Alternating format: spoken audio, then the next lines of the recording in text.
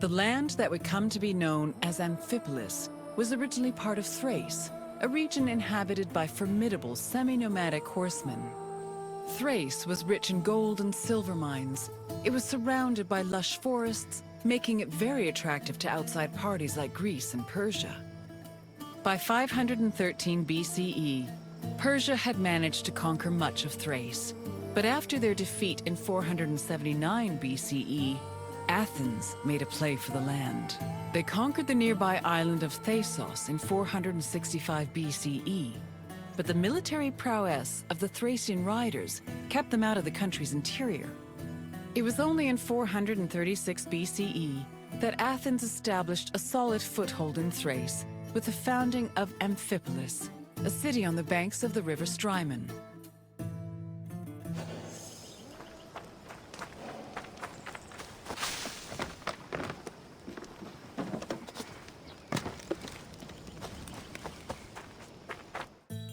During the Peloponnesian War, the Spartan general Brasidas sought a way to subvert Athenian power across the Greek world.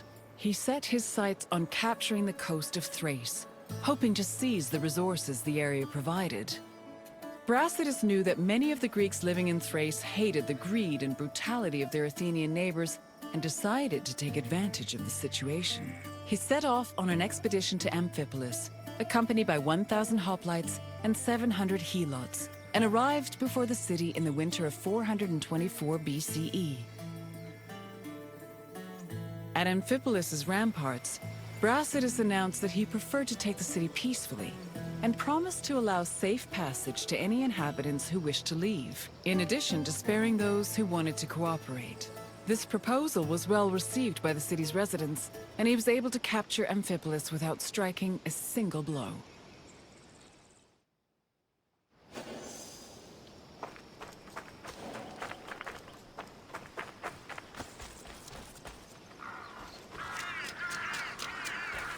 Brasidas' march on Amphipolis blindsided the Athenians.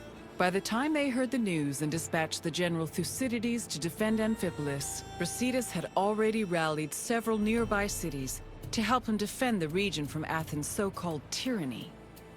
After half a day's journey from Thasos, Thucydides arrived at the port of Eion, but was unable to retake Amphipolis.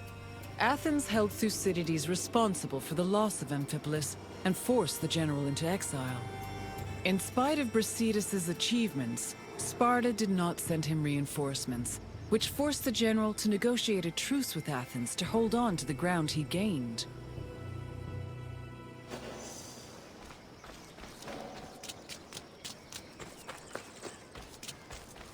The matter of how to deal with Amphipolis divided Athens. The politician Nicias, as well as the city of Sparta, hoped that peace could be negotiated.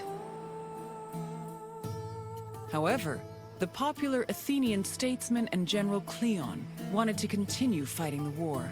Indecision continued until 422 BCE, when Cleon was elected as one of Athens' strategists. This decision made it clear that the city's people were in favor of war. The truce was ended, and Cleon began his journey to Amphipolis, retaking small towns that had been conquered by Brasidas along the way.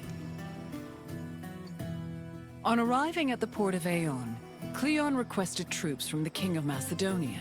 He also hired several Thracian mercenaries to bolster his force's numbers. Afterwards, all Cleon could do was wait for the remainder of his reinforcements.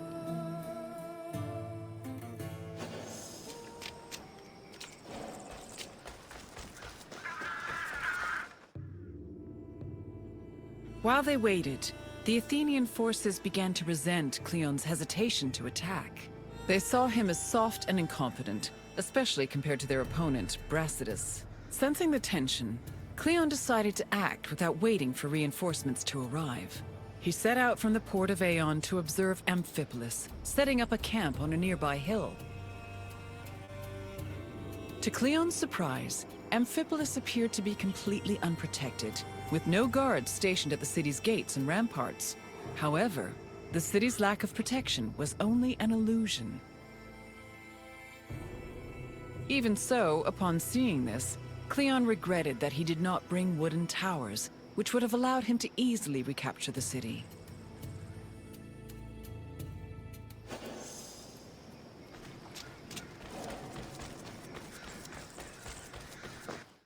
Brasidas positioned his own troops in a nearby wooded area to get a better view of Cleon's army.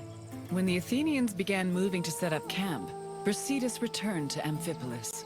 He believed his army was less well-trained than the Athenians and decided to rely instead on cunning tactics and Cleon's inexperience as a military leader. Brasidas organized a two-prong attack. He would personally lead a small raid, then one of his lieutenants would follow up with a second attack shortly after, disorienting the enemy. He had barely finished formulating his plan when he saw Cleon's army pack up and retreat back towards the coast. The cowardly display made Brasidas realize that perhaps victory would be easier than he thought.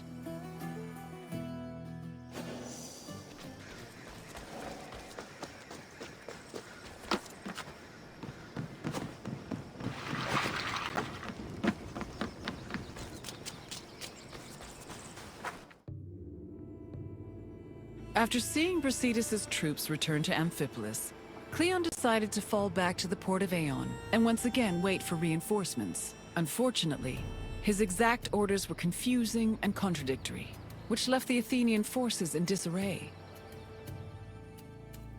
Brasidas took advantage of this confusion and began his attack. Cleon's forces panicked, which made them easy prey for the Spartans. 600 Athenians were killed, while the Spartans only lost 7 men. Cleon's remaining forces took refuge in Aeon, where the bodies of their comrades were eventually returned to them, though only after being stripped of their weapons.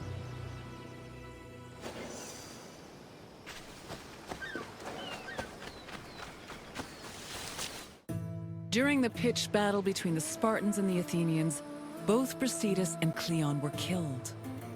The reports of their respective deaths reflect how they were perceived as military leaders. We know almost nothing about Cleon's death, other than that he was killed by a Thracian soldier. Brasidas, meanwhile, survived long enough to be taken back to Amphipolis, where he was informed of his victory. He was buried inside the city, which was considered an honor bestowed only upon heroes, and was celebrated as the true founder of Amphipolis.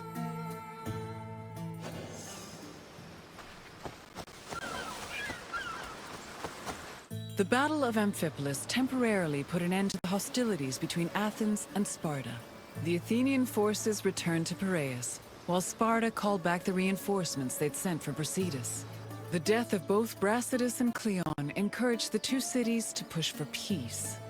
The negotiations took time, but Sparta and Athens eventually agreed to return to the way things were before the Peloponnesian War. The resulting treaty became popularly known as the Peace of Nicias.